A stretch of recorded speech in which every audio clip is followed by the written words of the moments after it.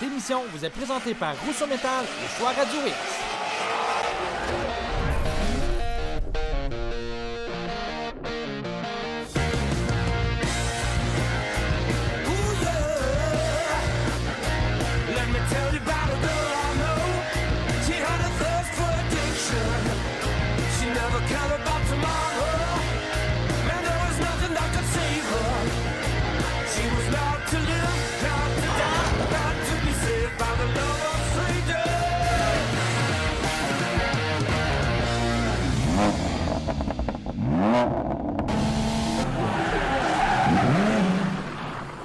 Salut tout le monde, on vous souhaite la bienvenue à cette nouvelle émission de Festidrag.tv en direct du Salon Autosport de Québec.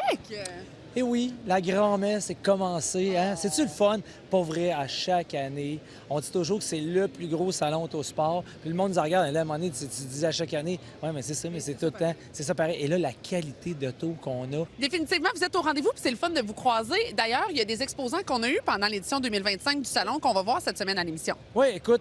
Télésino, puis toi, bien, vous promenez, c'est ça que vous faites. C'est ça qui est le fun des petits vox pop. On va voir les gens. Tu sais, cet hiver, on jouait un peu à la gasse, on allait dans les garages voir les builds, tout ça. Et là, vous les avez pour de vrai, le produit fini. Donc, c'est ça qu'on veut vous donner, vous transmettre la passion de ces gens-là, qui devient votre passion finalement, parce que vous êtes tellement nombreux à nous regarder à chaque semaine, parce que vous devez avoir des passionnés au rendez-vous. Bien, vous êtes là, c'est pour vous qu'on le fait. Et là, l'émission cette semaine spéciale La Florida, des Québécois qui œuvrent sur des parcours du côté des États-Unis, des USA, comme on le dit. Ben oui, Linda, c'est sûr. Ça en va aux States. Fait que là, rendu aux States, on aurait tout en Florida. Je m'ennuie d'Elvis Gratton. C'est. Ah non, là, c'est ça. Donc, à chaque année, on a toujours la gang des Frères Angers. Après ça, Chicoine, toute sa gang qui débarque avec son pro-mode.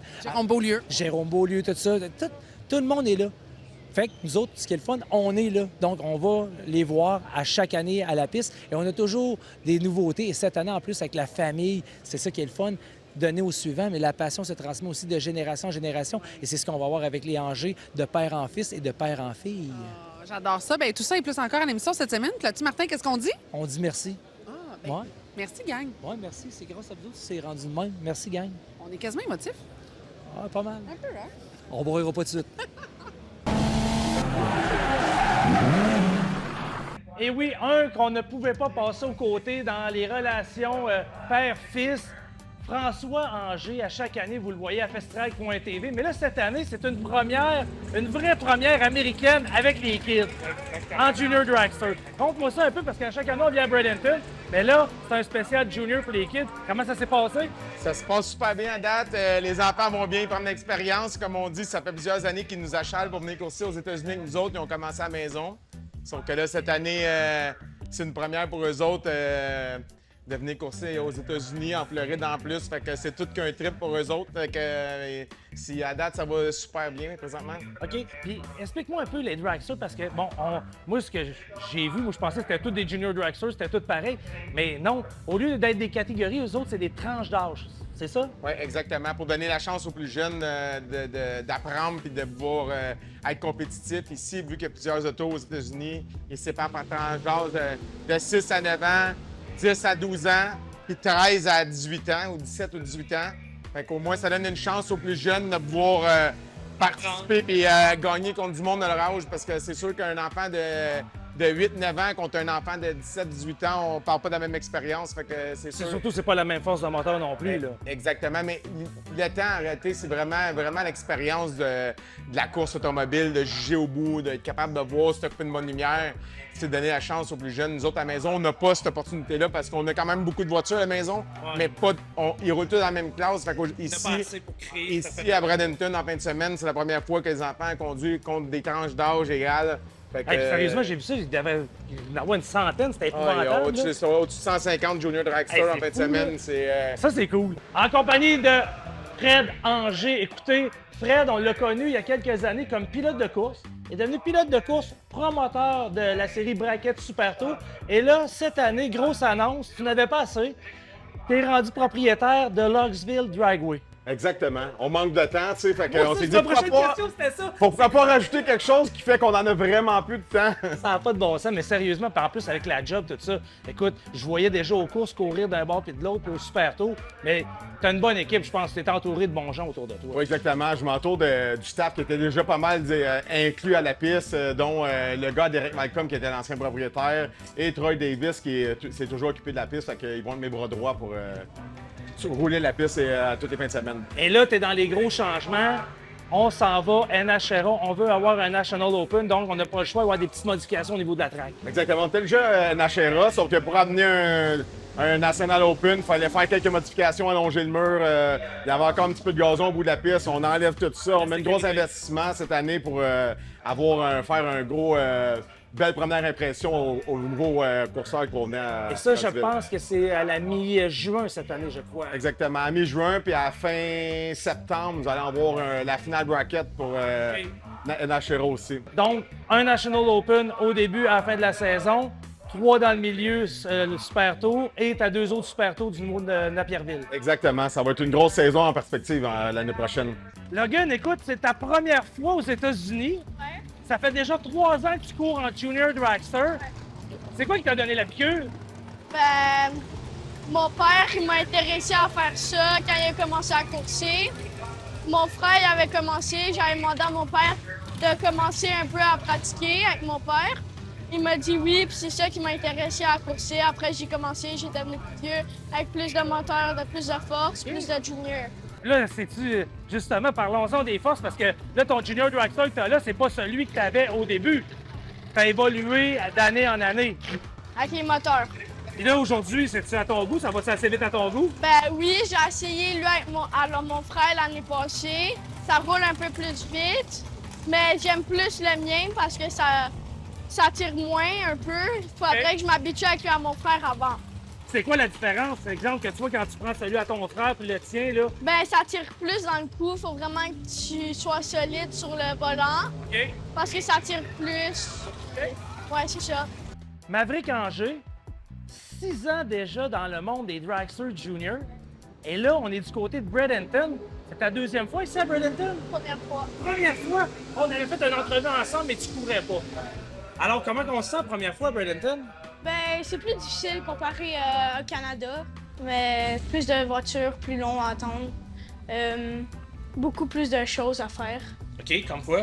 Ben, beaucoup plus d'entretien. La journée est longue, fait que des fois, s'il pleut, il faut plus s'en occuper. Abrier les Ouais. véhicules. Et là, toi, tu t'occupes de ton dragster au complet, la pression des pneus, l'huile, regarder l'huile, mettre de l'essence dedans aussi. Tu fais tout ça au complet. Ouais, Ça, c'est normal. ouais.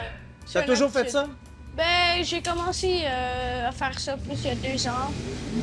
Puis je commence à faire partie de ma routine. Et là, la prochaine étape, veux pas, tu as vécu avec les buts, tout ça. Est-ce que c'est encore un autre junior dragster, puis éventuellement un dragster ou une voiture à porte? Qu'est-ce que tu aimerais ça? toi, dans Ben, le futur? j'aimerais plus avoir un dragster qu'une voiture à porte. Pour un début, j'aimerais mieux un dragster, après peut-être une voiture à porte, parce qu'une voiture à porte, c'est plus difficile et tout. Puis, ouais. C'est cool ça. Ben, Krim, bonne chance. Merci. En compagnie de Ellie Angers, la seule fille du clan Angers en fin de semaine aux courses avec ton junior dragster. Comment ça va? Bien, C'est une première pour toi aux États-Unis. ouais. Puis, un peu nerveuse? Pas tant. Ah, pas tant, non, ouais, ça te fait pas différence, tu sois au Québec ou tu sois aux États-Unis. Non, mais c'est juste qu'il y a beaucoup d'autres voitures. Fait que dans le fond, c'est plus gros. Ça, Ouais. c'est la seule différence. Y a-tu plus de filles ici aux États-Unis? Ouais, ben, c'est sûr qu'il y a plus de chars, fait qu'il y a plus de filles, plus de gars. Mais quand même, ça dépend des tracks. Mais ici à Bradenton, pour toi, c'est-tu la première fois que tu vois autant de filles en junior dragster? Ouais. C'est hot, hein? Là, ça a l'air que tu n'as sorti une plus vieille que toi en plus. Comment tu t'es senti? T'as-tu aimé ça? Bien. C'est cool, hein? Salut, je m'appelle Logan Angers. Vous regardez festidrive.tv.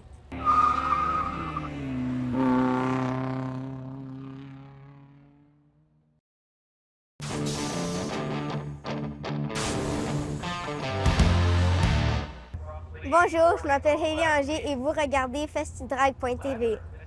Toujours à Bradenton, mais maintenant pour le Snowbirds National Pro Mod, allons rencontrer le Québécois Pierre Chicoine.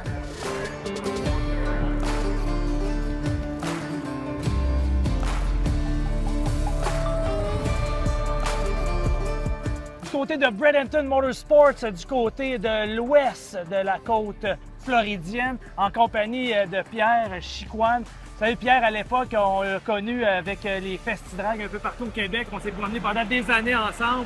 On a qualifié c'est incroyable. Et aujourd'hui, on se retrouve du côté des États-Unis avec ton ProMod. Explique-moi un peu, c'est quoi l'événement qu'on est aujourd'hui à Bradenton?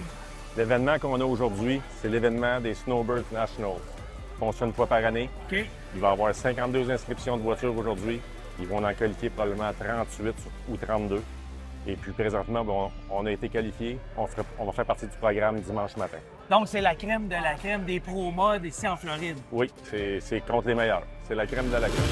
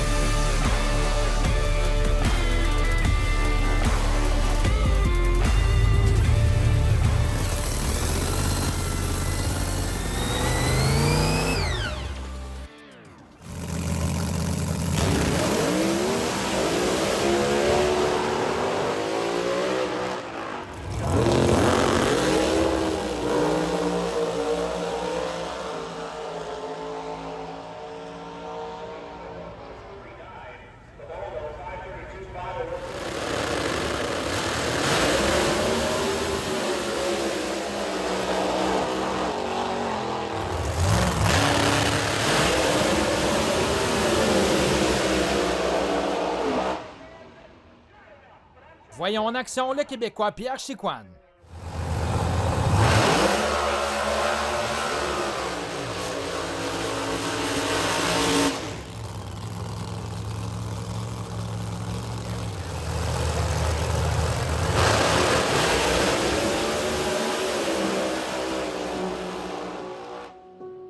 Malheureusement défaite par quelques centièmes de seconde de Pierre Chicoine.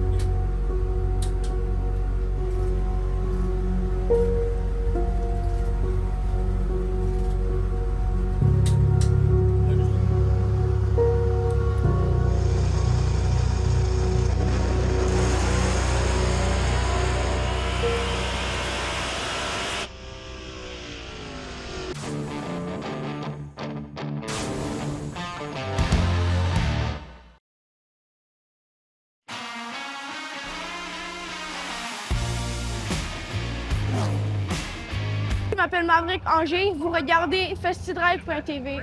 On retrouve un visage familier, ça, depuis les tout débuts de Festidrag. Jay, comment ça va? Ça va bien, toi? Ça va très bien, merci. C'est le fun que vous soyez là dans le bain de foule encore cette année. Tu es bien sûr avec ta gang de Napa, la gang du Super Tour aussi. Parle-moi un peu du programme pour cette année, à quoi ça va ressembler?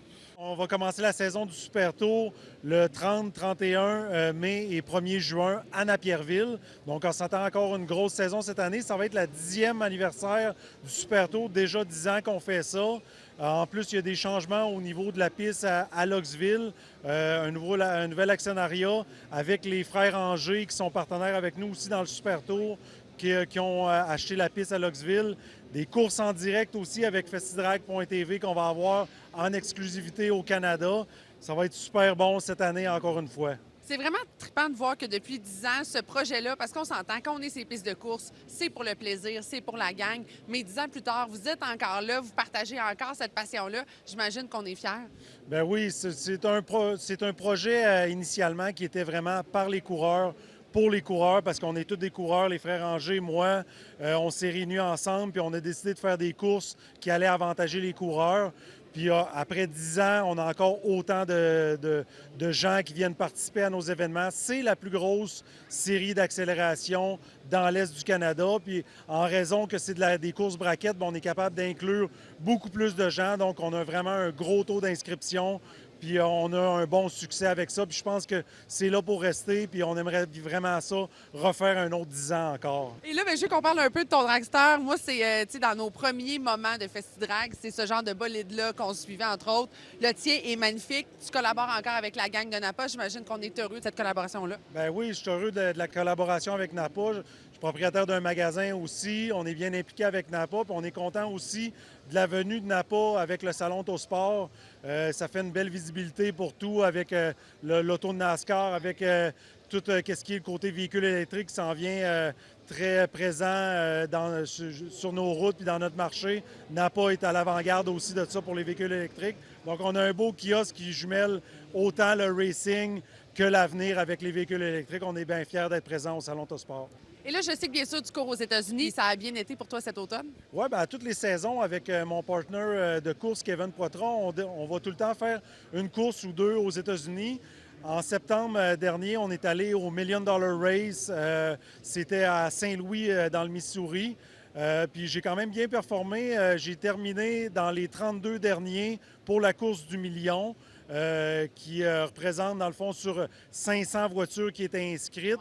Donc, ça a quand même bien été. Malheureusement, une lumière rouge, 9 millièmes de seconde, m'a empêché de continuer plus loin. Mais la bourse totale pour le gagnant de cette course-là était de 250 000 US. Donc, on était bien près du but, mais quand même une belle expérience. On va retourner aussi cette année. On va faire plusieurs courses, Ontario, Québec, puis on va aller aussi à plusieurs courses aux États-Unis. Donc, on a hâte que la saison commence. Puis tu le vois avec le calibre nécessairement au Super Tour. Quand tu arrives en sol américain, c'est quoi les grandes différences qu'on voit? C'est le même calibre. Les courses Super Tour sont aussi serrées qu'aux États-Unis. La seule différence, c'est qu'il y a 4 fois plus de coureurs. Donc, tu sais, aux États-Unis, on va avec des 500 inscriptions. Donc, il y a vraiment beaucoup de monde. Donc, c'est plus long de se rendre en finale. Bien souvent, c'est une ronde ou 2 rondes supplémentaires que tu dois gagner pour te rendre en finale. C'est toujours 2 par 2. Les gagnants reviennent, les perdants s'en vont souper. Fait qu'on espère toujours que le souper est le plus tard possible. Ah, mais c'est vraiment trippant. On va vous souhaiter, bien sûr, une belle saison cette année avec le Super Tour. Bon 10e anniversaire. C'est toujours un réel plaisir de te retrouver au salon à chaque année. Merci beaucoup.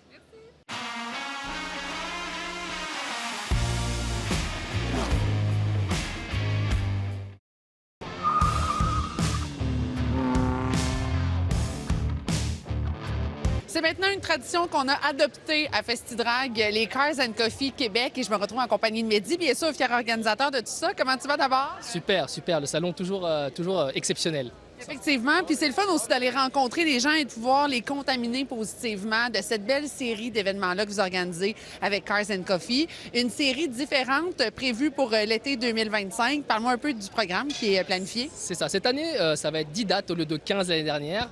On a réépuré ça comme avant, en fait, pour garder la tradition. Oui. Puis aussi pour que tout le monde aussi s'y retrouve à se dire c'est toutes les 2 semaines au lieu que ce soit chaque semaine. C'est sûr que quand il pleut, il faut remettre, mais on va espérer du beau temps cet été. Et là, tu le dis, programme plus aéré, ce qui permet aussi plus de latitude, j'imagine, si Dame Nature n'est pas de notre côté. Exactement. On laisse un peu de latitude pour pouvoir se réorganiser avec les hôtes et nos partenaires pour pouvoir justement satisfaire tout le monde. Pour quelqu'un qui n'a jamais vécu un événement Cars and Coffee, comment ça fonctionne? En fait, faut nous suivre sur Facebook déjà, premièrement, et Instagram maintenant aussi. On annonce toutes les dates, les lieux, l'horaire, tout va être fait dès le départ de la saison. Avant, on faisait à chaque fois 2 semaines avant, mais là, tout va être fait dès le départ. On a déjà commencé d'ailleurs, 4 dates sont déjà sorties. C'est de 9h à midi, donc les gens viennent à partir de 9h, et nous, avec le staff, on les place sur le stationnement de notre hôte. Puis ils viennent prendre un café, voir les partenaires, et puis jaser. C'est du réseautage professionnel, ça peut être autour de l'automobile, autour de plein d'autres choses. Bref, c'est le fun. Est-ce qu'il y a des véhicules en particulier qu'on aime voir dans un rendez-vous Cars and Coffee? C'est sûr que chez nous, au Québec, à Québec, on aime tous les types de véhicules. On n'est pas à se dire on veut une Ferrari, une Lamborghini. C'est sûr que c'est le fun, que les gens viennent voir ça, mais on accepte tous les véhicules. Donc il n'y a personne qui est, je dirais, lésé là-dedans. On accepte tout le monde. C'est sûr qu'il faut que le véhicule soit en état de rouler, hein. Ça, surtout pour éviter que la police... Juste pour votre propre sécurité. Exactement, mais c'est ça. Mais on a quand même des belles voitures qui viennent à chaque fois. On est très content à chaque fois de les accueillir. Donc venez avec vos autos, on est là. Et là, déjà, je remarque qu'il y a des nouveaux rendez-vous, de nouveaux emplacements qui vont être là pour l'édition 2025. L'espace Pickleball, je dis ça parce que c'est proche de chez nous. Mais c'est le fun parce que c'est justement une belle variété aussi pour les lieux qui sont utilisés. Exactement. Espace Pickleball, en plus, ce qui va être le fun, c'est qu'on va faire un événement caricatif ce jour-là. Donc on va en dire plus bientôt. On est en train de regarder avec Olivier Damèche, que vous connaissez aussi sûrement déjà, que tu as déjà interviewé plusieurs fois. Mais c'est ça, il y a Espace Pickleball qui est nouveau, on a Sainte-Foy Toyota et Québec Mitsubishi. Puis notre nouveau partenaire principal cette année, c'est Québec Esthétique Auto. Donc c'est ça, venez nous voir. Alors, un rendez-vous qui est à ne pas manquer. On vous invite bien sûr à suivre la page Facebook, la page Instagram pour tous les détails. C'est un plaisir de te retrouver encore cette année dans le cadre du salon. Merci, salut.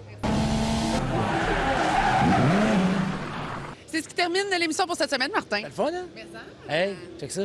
La semaine prochaine, à l'émission. Mais la semaine prochaine, ça se peut que ça, vous voyez ça la semaine prochaine. C'est sûr. C'est beaucoup de la semaine prochaine, hein? Ben, la semaine prochaine, écoute, qu'est-ce qu'on fait? On brûle du gaz, on monte des affaires qui brûlent du gaz, puis après ça, on fait du bruit. Oui, tout ça la semaine prochaine. La semaine prochaine. Qu'est-ce qu'on se dit? À la semaine prochaine! On fait du bruit la semaine prochaine. Bonne semaine!